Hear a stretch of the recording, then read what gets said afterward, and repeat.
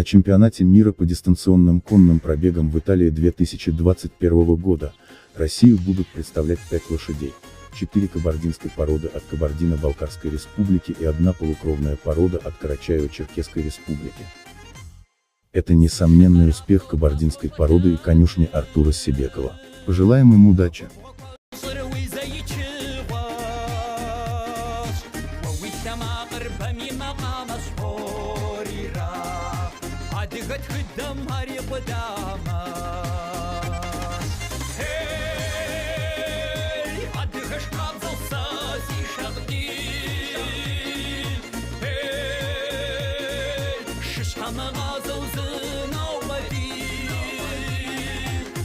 Шишкам